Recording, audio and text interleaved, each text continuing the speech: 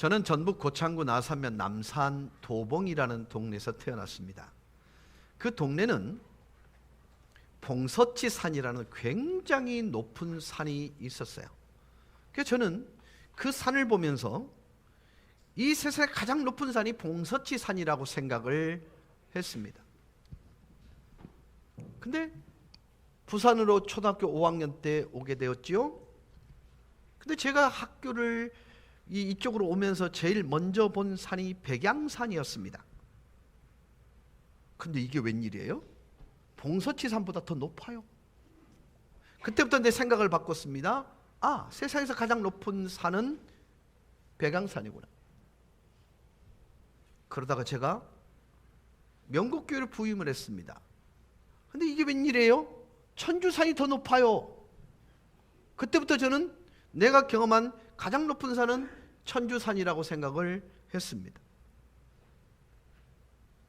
여러분, 내가 경험한 것으로 세상 전부 다라고 생각해버리면 큰일 납니다.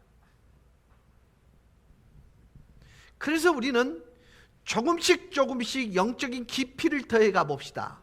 영적으로 성장해 갑시다 라고 하는 이유가 뭐냐면 거기에 이르면 그 맛이 있다라는 거예요.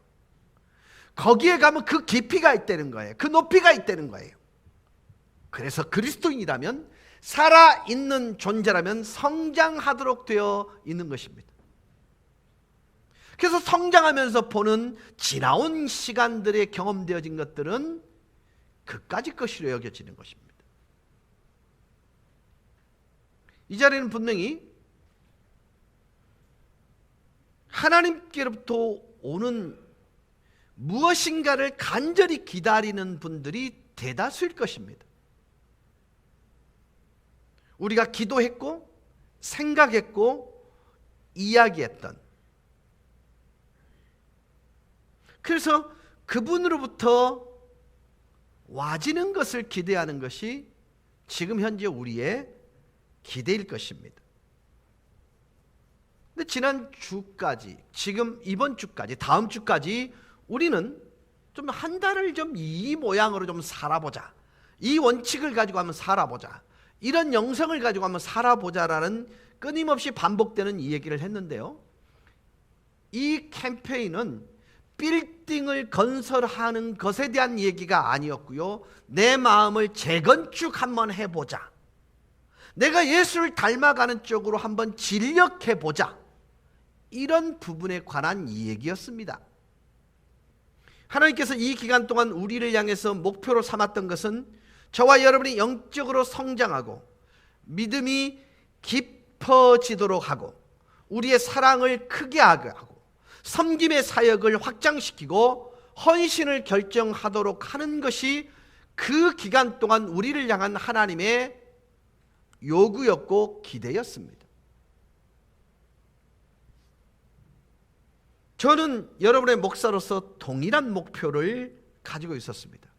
더 큰 희생의 단계를 가르치고 섬김 지향의 일꾼이 되도록, 그리고 궁극적으로는 그리스도 예수를 닮아가도록 하는 일을 위해 계속해서 강조했고 강조했습니다. 그 이후에 교회는 달라져야 합니다. 그 이후에 개인적으로 달라져야 합니다. 실제 기적은 마음속에서 발생했던 기적이에요. 중요한 것은요, 사람의 마음에 일어났던 것, 이게 사실은 기적입니다. 이걸 뭉뚱거려서 한 단어로 표현하면 부흥입니다. 부흥은 하나님께서 저와 여러분들이 정신을 차리게 할 때 일어납니다. 꽝 하고 변화되지요. 전혀 다른 방향의 삶을 선택합니다. 희한한 일이 일어납니다. 은행의 잔고를 톡톡 털어 그것을 모두 예물을 드리는 것처럼 결코 정상적이지 않은 일을 하더라는 것입니다. 여러분, 믿음이라는 본질을 다시 한번 우리가 도전해 볼 수 있기를 바랍니다. 크든 작든 적어도 이 기간 동안 여러분의 부딪힘이 있었다면 희생하게 만들 것이고, 부딪힘이 있었다면 변화를 경험하게 될 것입니다.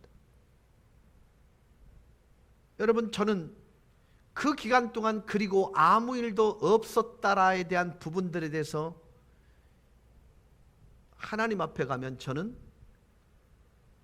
제 책임을 다했다 말씀을 드릴 수 있을 것입니다. 우리는 하나님에 대해서 배웠고, 우리 자신에 관한 얘기를 배웠고, 그리고 우리 교회에 관한 교훈을 배웠습니다. 신명기 11장 2절 세번역 성경입니다. 이렇게 말씀합니다. 주 하나님의 위엄과 강한 손과 편팔을 기억해야 할 사람은 당신들의 자녀가 아니라 바로 당신들입니다. 당신들의 자녀들은 주 당신들의 하나님이 하신 일과 내리신 명령을 보지도 못하고 듣지도 못하였습니다. 적어도 이 자리에 우리가 어떤 존재인가를 하나님께서 자각시키는 내용은 뭐냐면, 너희들은 봤다 이가, 이걸 전제로 하고 있습니다. 이 말이 공감이 되지 않는다면 이런 의미예요. 나는 하나님의 말씀대로 살아본 적이 없다, 이 말과 똑같아요.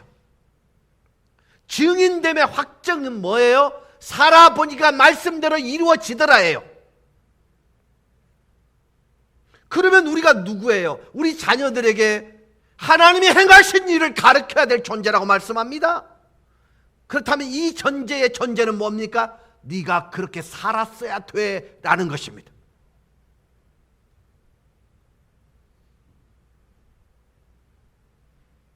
이어지는 신명기 4장 9절 말씀입니다. 당신들은 오로지 삼가 조심하여 당신들의 눈으로 본 것들을 잊지 않도록 정성을 기울여 지키고 평생 동안 당신들의 마음속에 사라지지 않도록 하십시오. 또한 그것을 당신들의 자손에게 길이 알리십시오. 기억하라, 알려라.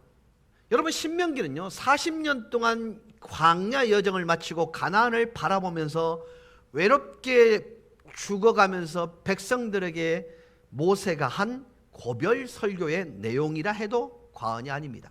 근데 그 고별 설교의 모든 내용들을 한 단어로 축소시키는데 그 단어가 뭐냐면 야드바셈이라는 단어입니다.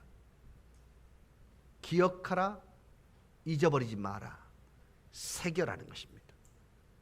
이게 야드바셈이라는 단어입니다. 애굽에서 해방된 것, 너희가 잘나서 너희가 힘이 있어서 아님을 야드바셈, 기억하라는 것입니다. 광야 40년 왜 고생했는지, 그 고생을 통해서 하나님을 경험하고 하나님의 은혜를 경험하고 모진 광야 여정을 견뎌낸 것, 야드바셈, 기억하라는 것입니다. 훗날 가나안 땅에서 잘 살게 될 때에 너희 힘과 능력으로 이루어진 것이 아님을 야드바셈, 기억하고 새기라는 것입니다. 제발 하나님의 은혜, 너희 민족을 사랑한 하나님, 살아계신 역사의 주인 되신 하나님을 야드바셈, 잊어버리지 말라는 것입니다. 이게 모세의 유언적 설교입니다. 근데 문제는 시제입니다. 신명기 8장 1절에 보면 오늘이라는 단어로 시작이 됩니다. 근데 여러분, 오늘을 시점으로 해서 설교도 하고요, 오늘이라는 시제를 중심으로 해서 현재형으로 기록하기도 합니다. 이 말은 지나온 모든 과거는 옛날 얘기가 아니라 오늘 내게도 있을 수 있는 얘기라는 걸 하고 있는 거예요. 지금 너의 짤막한 인생의 여정에서도 잊지 말아야 될 것이 있지 않니? 반드시 기억해야 될 게 있지 않니? 너희 가정이 편안하게 살아가는 것, 기억해야 될 것, 잊어버리지 말아야 될 것, 감사해야 될 것이 있지 않니? 여러분, 이것을 야드바셈이라고 얘기하는 것입니다. 근데 그것이 왜 기억돼야 됩니까? 내 자식들이 보고 따라오라고요. 결국 우리 자녀들의 미래는 야드바셈이에요. 부모가 잊어버리지 않는 부모로부터 그 야드바셈은 계승된다는 거예요. 명곡교회의 여정 속에 하나님이 어떻게 역사했는지 기억해야 될, 잊지 말아야 될 것이 있지 않느냐는 것입니다.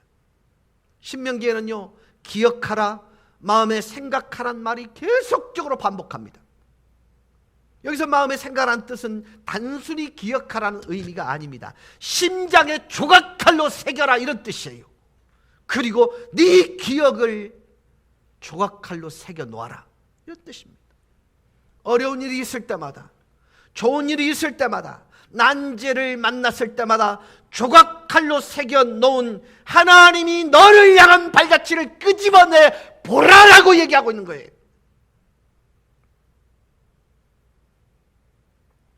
되새김질하라는 것입니다. 신명기 8장 14절은 이런 걱정을 하나님이 하십니다. 네, 하나님 여호와를 잊어버릴까 염려하노라.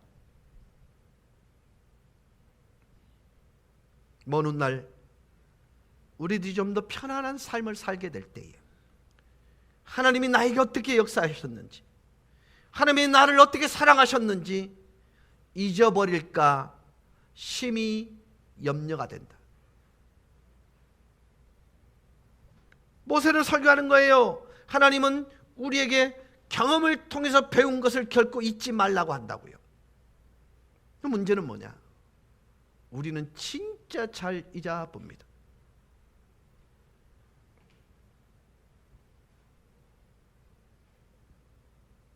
이게 광야에서 이스라엘 백성들에게 일어났던 일이에요. 겨우 2주면 완료돼야 될 광야 여행이 무려 40년이나 지속되었습니다. 왜요? 이스라엘 백성들이 하나님께서 자신의 민족들을 위해 해주신 일을 계속해서 잊어버리고 잊어버렸기 때문입니다. 하나님은 계속 기적을 일으키셨지만 이스라엘 백성들 그것을 잊어버리고 대신에 불평합니다. 하나님은 기적을 일으키셨습니다. 근데 이스라엘 백성들 그것을 잊어버리고 마치 하나님이 자신들 위해 아무것도 한 일이 없는 것처럼 불평합니다.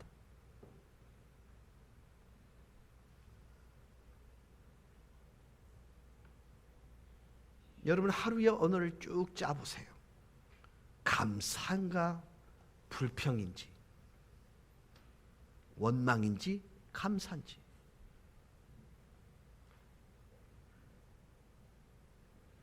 제가 이런 말씀을 드린 적이 있습니다. 하나님을 아는 일이 얼마나 중요하냐면요, 하나님은 선하신 분입니다. 아멘? 맞죠? 김화영 권사님은 자기 성격을 이렇게 기록해 보라 그럴 때 기록할 단점이 많을 것 같아요? 장점이 많을 것 같아요? 단점이 많을 것 같아요. 자, 하나님을 정확히 합시다. 하나님은 선하신 분이세요. 악을 만들지 않으세요.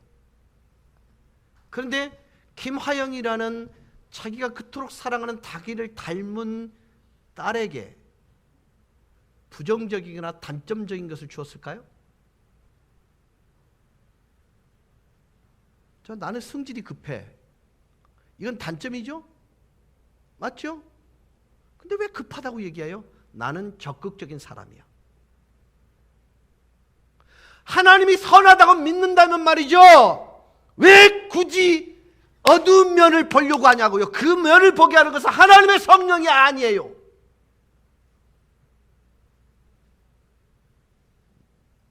나는 성격이 급해.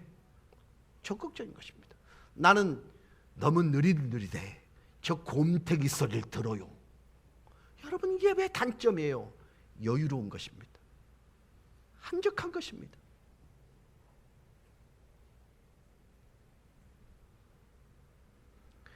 그분이 나에게 어떤 분이라는 걸 인식한다면요, 나는 단점을 기록할 게 없어야 합니다.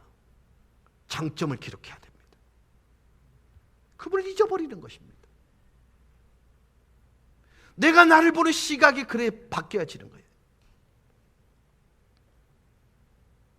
사랑하는 여러분, 하나님은 우리가요, 그분을 신뢰함을 통해서 얻어진 경험으로부터 배운다는 것을 상기시키고 있습니다.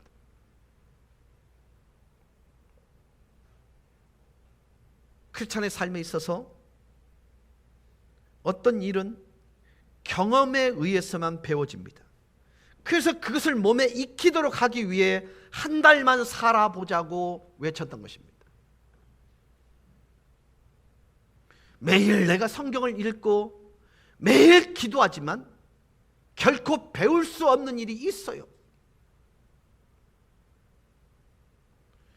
우리의 믿음에 대해서, 우리는 믿음에 대해서 나눌 수 있어요. 그러나 그 믿음에 관한 얘기를 하는 걸 통해서 우리의 믿음을 확장시킬 수 없어요. 내 믿음을 확장시키는 것과 믿음에 관해서 얘기하는 것은 다른 일입니다. 우리가 모든 서그룹과 성경 공부만해서 희생에 대해서 공부할 수 있지만, 적어도 내가 희생이라는 대가를 지불하지 않는 한 우리는 희생을 배울 수 없어요. 왜요? 심은 것은 심은 대로 심은 만큼 걷기 때문입니다. 저는 여러분 정말 비참한 얘기가 있는데요, 예수 믿는 예수쟁이들은요, 천국 가면 물에 빠지면 몸 안 뜬다.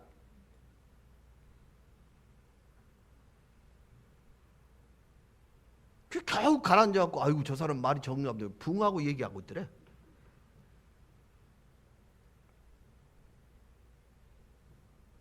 주는 것, 관대한 목적, 신앙, 인격에 대해서 얼마든지 이야기할 수 있습니다. 그러나 행동으로 옮겨지지 않는 한 그것은 이론입니다.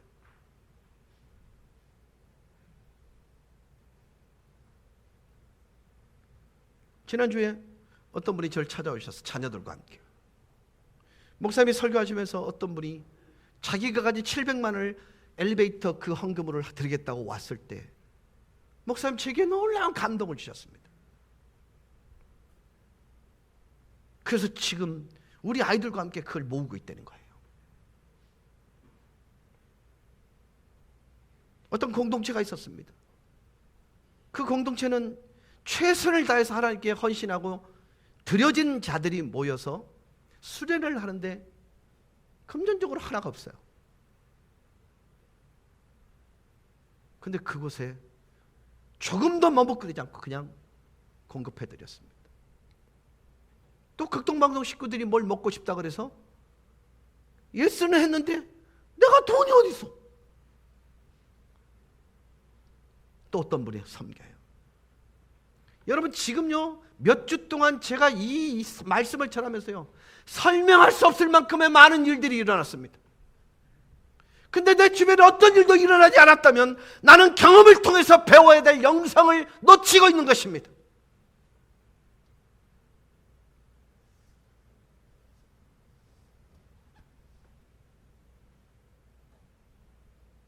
하나님에 대해서 우리가 배운 것이 뭡니까? 하나님은 관리자 되신다는 것입니다.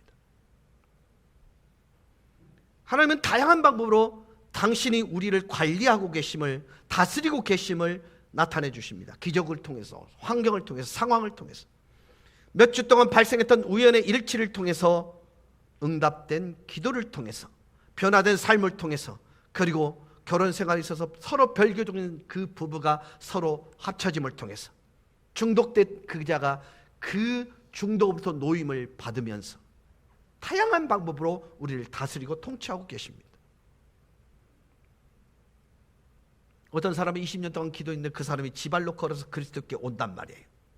우리가 믿음으로 걸음을 옮길 때 하나님이 일하신다는 흔적을 여러분의 손으로 만질 수 있기를 주의 이름으로 축원합니다. 그렇습니다. 하나님은 우리를 통치하고 계십니다. 세번역 성경 시편 77편 14절입니다. 주님은 기적을 행하시는 하나님이시니 주님께서는 주님의 능력을 만방에 알리셨습니다. 사랑하는 여러분, 지금도 하나님께서 기적을 행하시는 분이심을 믿으십니까? 왜 그렇게 하시는 걸까요? 왜 지금도 그렇게 행하시는 것일까요? 그분이 여전히 통치자라는 사실을 우리에게 보이기 위함입니다. 시편 78편 7절 말씀입니다. 그들이 희망을 하나님에게 두어서 하나님이 하신 일들을 잊지 않고 그 계명을 지키게 하셨다. 성도인 저와 여러분은 성경에 있는 기적에만 여러분의 믿음의 기반을 둘 필요가 없습니다.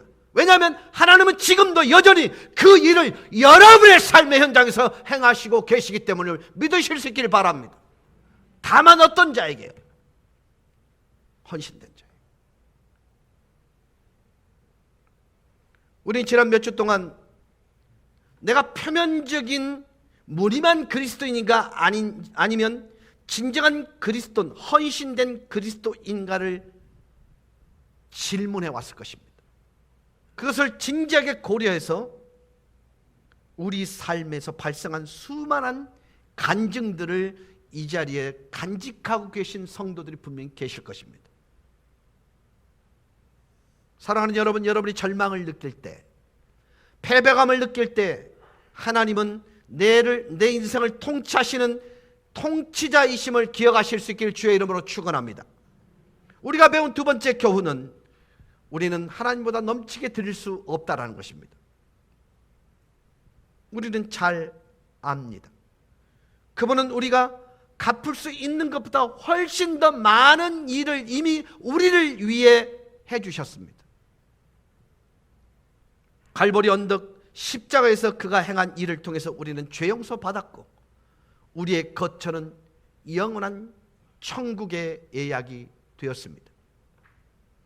그분은 제가 살아갈, 여러분이 살아갈 능력을 주셨습니다. 이런 것은 결코 갚을 수 없는 것입니다. 세번역 성경 고린도후서 9장 6절입니다. 요점은 이러합니다. 적게 심는 사람은 적게 거두고 많이 심는 사람은 많이 거둡니다. 이어서 8절입니다. 하나님께서는 여러분에게 온갖 은혜가 넘치게 하실 수 있습니다. 그러므로 여러분은 모든 일에 언제나 쓸 것을 넉넉하게 가지게 되어서 온갖 선한 일을 얼마든지 할 수 있습니다. 저는 우리 교회 속해 있는 많은 성도들 가운데 한 달 살아볼 기간 동안 이 원칙을 실제로 실천하는 것을 보았습니다. 씨뿌림과 거둠의 원칙, 추수의 원칙이죠. 여러분이 씨를 뿌린 것은 반드시 여러분의 인생 가운데 거둘 날이 옵니다. 그런데 여러분들 항상 뿌린 것보다는 수확하는 게 많습니다. 우리는 땅에다 씨앗 하나를 심었지만 다시 씨앗 하나만 얻지 않습니다. 제가 지지난주에 제 아내가 오이를 심었던 얘기를 한 적이 있습니다. 다 떨어졌다. 근데 어느 날 갑자기 오이 손가락 많은 게 익어가고 있어요. 점점 커지더니 이게 굵어지는 거예요. 근데 이게 웬일입니까? 노랗게 익어가요. 근데 또 옆에서 손가락만한 게 또 자라요. 그러다가 또 이게 익어요. 내가 볼 때는 못 먹을 거예요. 그래서 집사람이 여보 이거 먹을 수 있을까요? 그래 물었길래 내가 그랬어요. 그거 냉채해 먹으면 맛있겠다. 그랬더니 아내가 지금 냉동 보관을 하고 있습니다.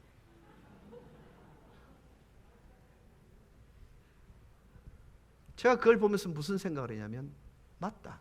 그런 흔적을 갖는 것은 굉장히 영적으로 중요하다는 생각을 했습니다. 추수를 해본 사람은요 심을 용기가 생겨요. 내가 하나님을 위해서 영적으로 심어본 사람은요 더 많이 심을 용기가 생겨요.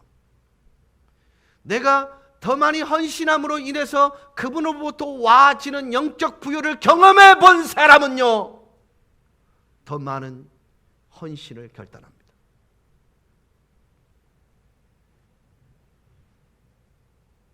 여러분 한번 생각해 보세요. 가끔씩 여러분들은 우리 한국 음식을 먹으면서 좀 서양인들이 왜 이 좋은 음식을 왜 싫어해? 이런 적 있으세요? 있죠? 근데 개들이 한번 먹어보면요, 개들이 더 좋아해. 왜 그럴까요?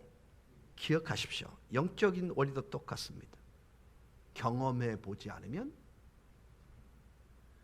맛을 보고 맛을 아는 샘표 간장.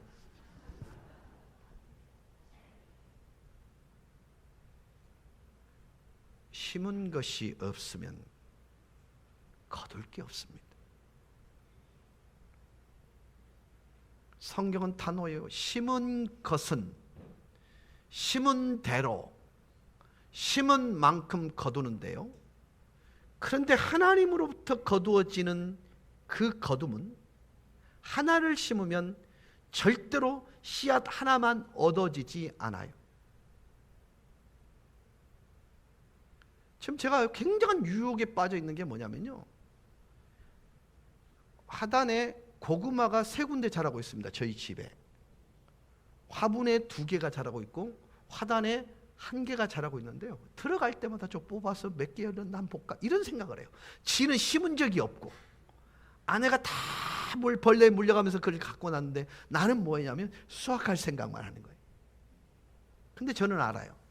거기에 뿌리가 얼마나 많은 열매를 맺었을 거다.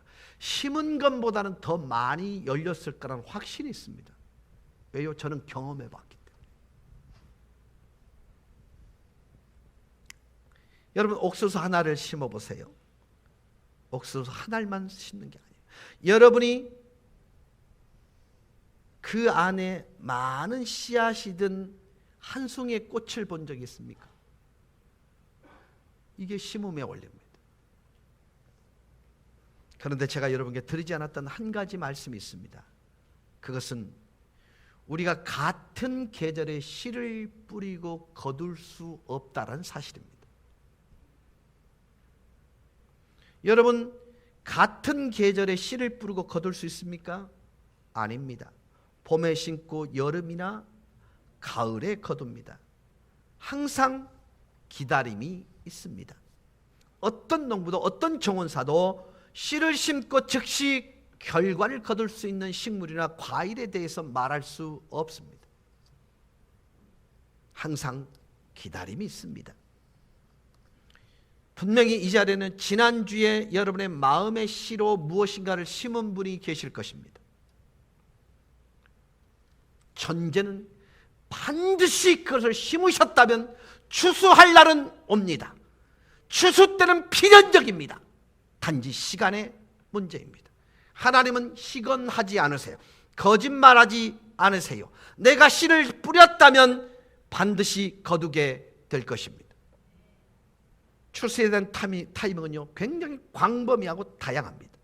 어떤 분은 실제로 이 말씀을 순종하면서 즉시 수확한 분도 계실 것입니다.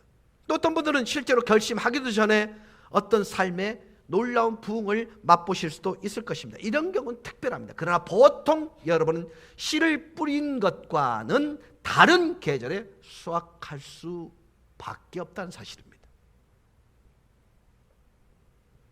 이게 천재입니다. 내가 너에게 수확의 축복을 얻게 할 것이다. 정말 다양한 방법으로 수확하게 만듭니다. 어떤 분에게는 영적으로 축복하시고, 또 어떤 분에게는 정서적으로 축복하시고, 때로는 하나님께서 우리에게 관계의 축복을 주시기도 하고요, 재정적인 축복을 주시기도 하고, 육체적인 또는 건강의 축복도 허락하시기도 합니다. 정말 사람은요, 간사한 게요, 제 콩팥 기능이 갑자기 1.5로 늘었다 그러더라고요. 아시다시피 콩팥 기능은 피를 이렇게 분배해 주니까 이게 잘못되면 큰일 나잖아요. 그래서 간절히 기도했습니다. 하나님, 나 살도 뺐잖아요. 그 열심히 물 마시잖아요. 갔는데 놀랍게도 수치가 탁 떨어졌다. 그 다음부터 물 안 마십니다. 근데 여러분, 이게 사실은 우리의 일상이에요.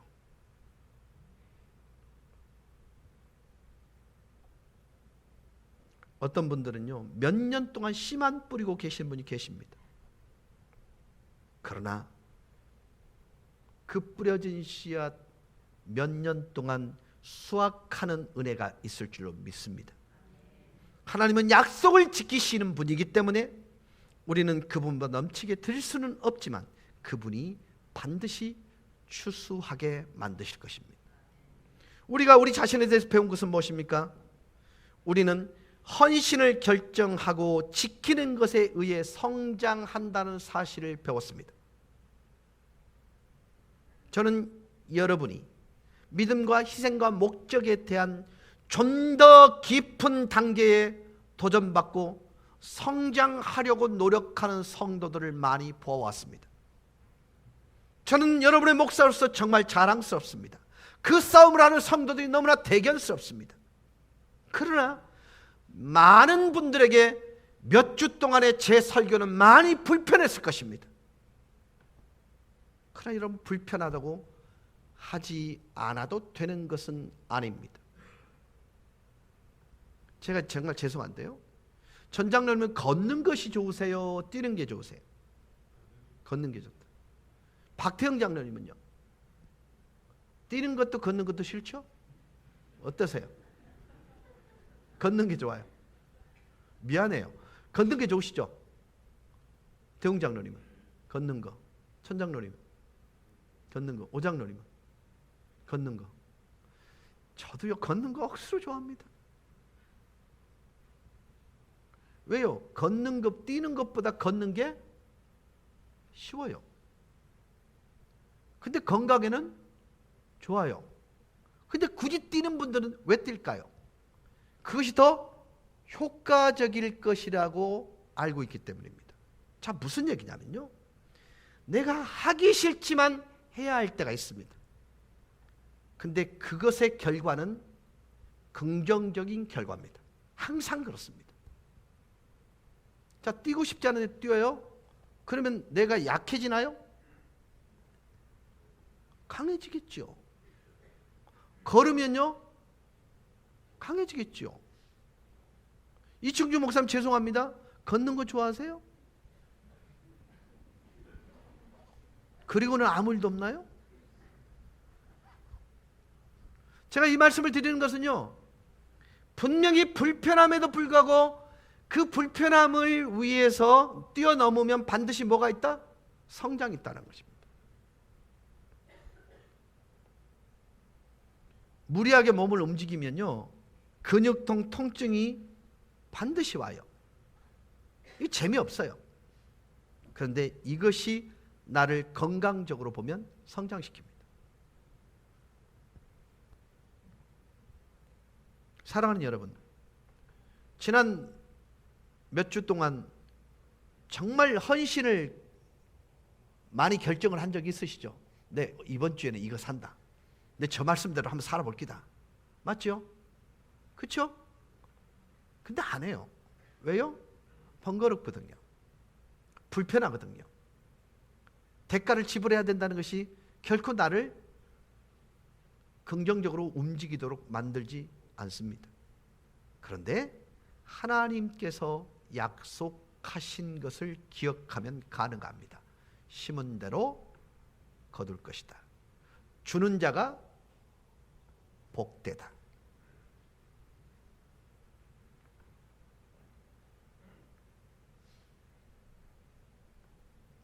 이 자리에 누가 전에 믿었던 하나님 그분을 훨씬 더 높고 넓게 이렇게 신뢰하고 싶지 않은 사람이 있겠습니까?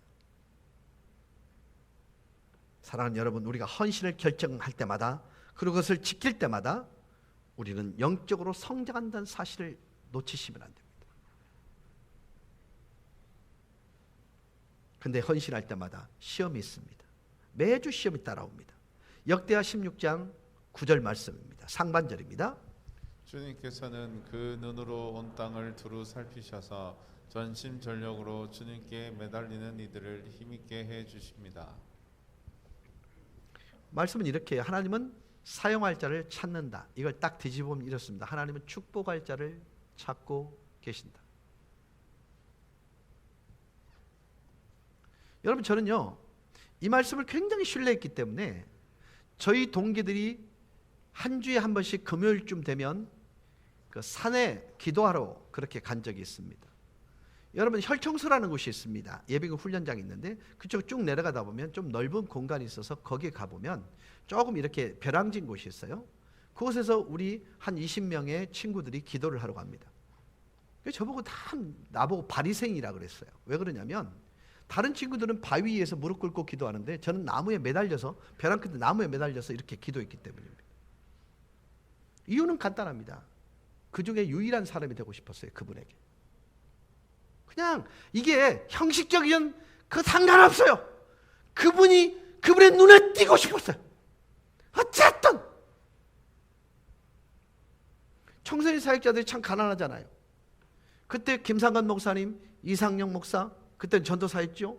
김경옥 목사 지금 목사님 되셨고, 이찬수 목사님, 이분들이 그때 당시에는요 공통점이 뭐였냐면 면허증이 없었어요.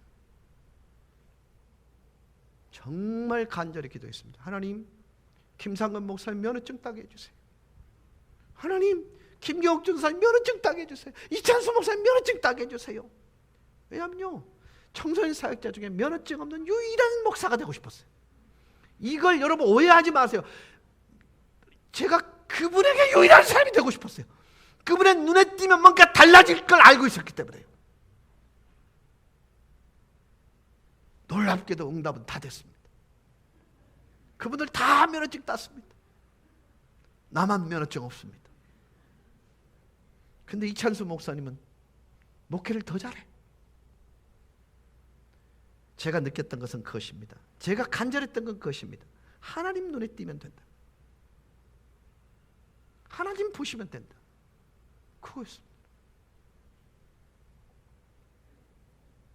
하나님은요 축복 줄 사람을 찾고 계시는데 조건은 단 하나입니다. 우리가 그분께 완전히 헌신한 일을 두려워하지 않는 사람.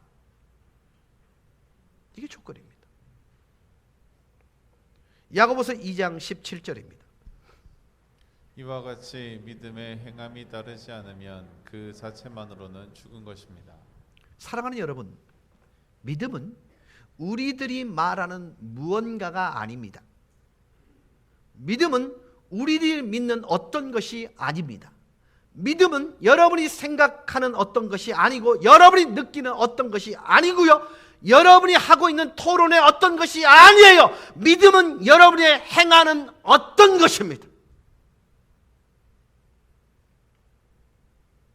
많은 다른 사람들, 다른 그룹이, 다른 사역이 믿음에 대하여 토론하는 반면, 적어도 말입니다, 명곡 교회는 지역교회를 꿈꾸면서 그것을 행하려고 치열하게 노력해 온 것 사실입니다. 그러다 보니 지역에서 영향력이 강력해진 것 역시 사실입니다. 여러분, 그렇습니다. 믿음은 실행되어져야 합니다. 행동에 옮겨질 때 그게 믿음이에요. 행함이 없는 믿음은 죽은 믿음이기 때문입니다. 우리가 말하고, 우리가 믿고, 우리가 생각하고 느끼고 토론하는 이것만으로 진정한 믿음이 증명되는 게 아닙니다. 2022년 8월 28일 하나님은 지구라고 불리우는 이 행성에서 아시아의 한국이라는 나라 경남 창원에 있는 명소동에 있는 명곡교회라 불리는 교회 한 그룹의 사람들을 보면서 천군 천사들에게, 얘들아, 저곳에 있는 저 그룹이 나를 신뢰하고 있어. 이곳은 저들이 모든 것을 걸고 최선을 다하는 공동체야. 이곳 사람들은, 그들은 말한 대로 실행하는 그런 공동체야. 그들은 나를 신뢰한다고 말만 하지 아니하고 행동으로 옮기고 있어 라고 말할 수 있다면, 그 말을 들을 수 있다면 이 교회는 부흥이라는 아름다운 날개를 달 수 있을 것입니다.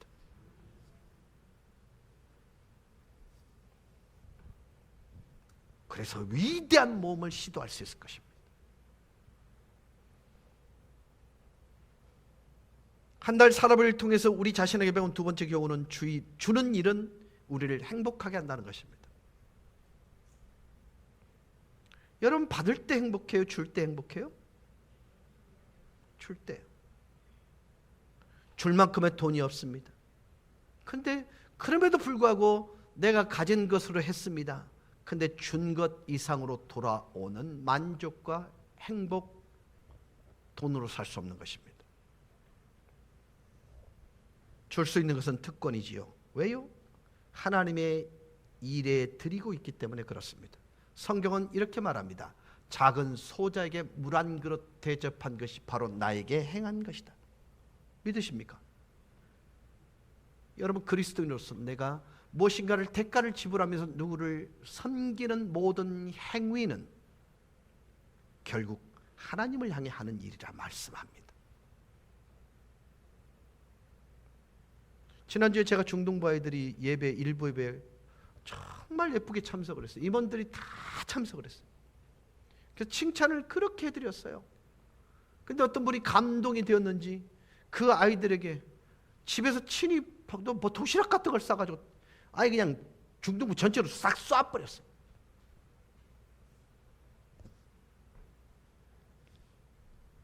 나는 이러면 대학부가 많이 올 줄 알았거든. 청년회가 다 참석할 줄 알았거든요. 혹시 감동되시면 고등부 애들이 많이 오면 한번 쏘세요. 대학부가 많이 오면 그렇게 한번 쏘세요.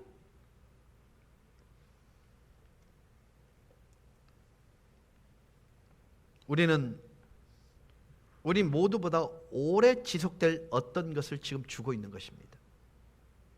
우리가 물질을 소비하는 방식의 대부분은 한 달이 결코 중요한 것이 아니라 지금부터 무한대의 시간을 바라보는 거예요.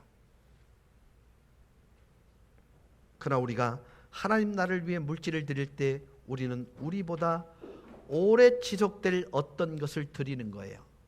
여러분, 주는 것은 행복한 일입니다. 세번역 성경 사도행전 20장 35절입니다. 나는 모든 일에서 여러분에게 본을 보였습니다.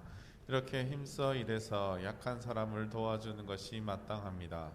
그리고 주 예수께서 친히 주는 것이 받는 것보다 더 복이 있다 하신 말씀을 반드시 명심해야 합니다. 믿으십니까? 이 사실을 알고 계십니까? 세번역 성 고린도후서 8장 2절입니다. 그들은 큰 환난의 시련을 겪으면서도 기쁨이 넘치고 극심한 가난에 쪼들리면서도 넉넉한 마음으로 남에게 베풀었습니다. 이 말씀이 여러분에게 사실이 되실 수 있기를 주의 이름으로 축원합니다. 주는 것은 우리를 행복하게 합니다. 여러분의 모든 삶이 설명 불가능한 행복 가운데 날마다 노래하실 수 있기를 주 예수 그리스도 이름으로 간절히 축원합니다. 우리 다 같이 기도하셔서 찬송하시며 나가십시다.